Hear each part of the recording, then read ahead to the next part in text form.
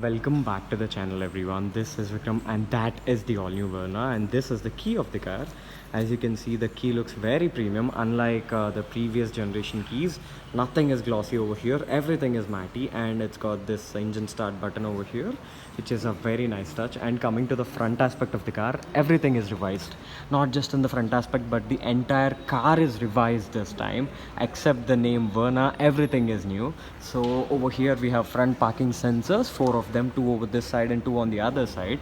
Unlike the cars of current generation, which are getting only 2 reverse parking sensors or front parking sensors, this is a very nice thing. And we have a 4-chambered LED headlamp, and this is the indicator of the car, which is a halogen. And this strip which is running all over the bumper, all above the bumper, is a DRL. And as you can see, this partition which is cutting the indicator from the DRL. Now coming to the side aspect, and I forgot to mention, this bumper design is fab. It's very aerodynamic as such. Even while standing still, the car looks very fast. And these are the air vents, which are not at all fake. They are channeling air from here to these vents over here to cool the tires and brakes.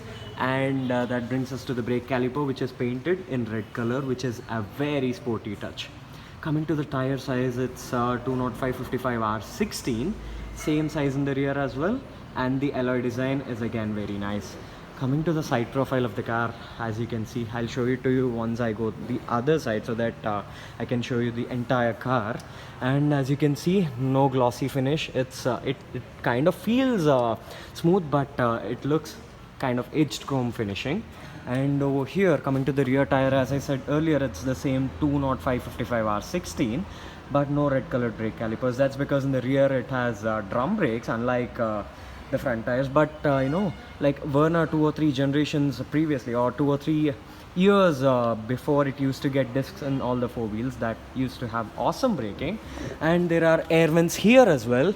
And coming to the rear aspect of the car, we have the brake light running all over. It's LED strip, which looks very cool. And we have Hyundai badging, Verna written at the center. And over here we have 1.5 turbo. That's the variant or engine spec of the car. As I said earlier, in the rear as well, it's got 4 parking sensors. And this piano black finishing looks very nice and premium. There are a lot of design elements in this car. And as you can see, the entire side aspect of the car, it's very long, and it's got this sort of sloping roofline, which looks very sporty indeed. And they concentrated a lot on design and aerodynamics as well. So guys, if you look at the car from this particular aspect, it looks very long and very fast as well. That's because it's very aerodynamic. The design looks very sharp. And let me get into the car. First of all, taking a look at the door pad, materials feel soft. This is a soft touch material for sure, but this particular thing, all these are hard plastics for sure at this price point. And this is a fingerprint magnet. As you can see, it's finished in sort of matte finish, even though it's catching a lot of fingerprints, if you can see that. And these are the ambient lights of the car, and again it's chrome finishing. Interior of this car is blackened out totally. That's because this is the performance variant of the Verna. So in order to give that sporty appeal, everything is blackened out. And we have red accents at places, which is very subtle and very beautiful as such. And we have power window controls, ORVM controls, and that's it, nothing more on the door. And we have a tweeter and a speaker over here. This car has got Bose audio system, which is a very nice touch. We have the engine start stop button over here. Let me adjust the exposure. So this is the engine start stop button, and this is the start stop system of the car for fuel efficiency. This is to turn on and off the traction control. This is the headlight leveler, and this is one of my favorite aspects of the car. Pedals have got this beautiful sporty finish, metal finish, with these rubber accents, black accents on it. That's very grippy as such. And this is the fuse box of the car. So let me get into the car, and it's a very silent cabin. As you can see, the steering wheel is a 2-spoke unit, and it looks very sporty and cool, right? On the left we have controls for the audio system, and on the right we have, actually these are the audio system controls. And these are controls for the instrument cluster and for cruise control and all that stuff, kind of in the reverse direction. That is because Korea is a left-hand driving country. And coming to the center console of the car, it's not a very busy place as such. It's a very, very subtle and plain basic dashboard and center console. Over here we have a 12-volt charging socket and a 120-watt charger, which means you can literally charge your laptop in this car.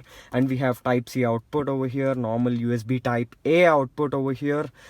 And over here on the center console, this is the driving mode selector. This is for the rear camera or the driver's rear view monitor. If we press this button, this is what happens. And over here we have a button to turn off the parking sensors as such. And it's a manual. This car which I'm sitting right now is a manual variant.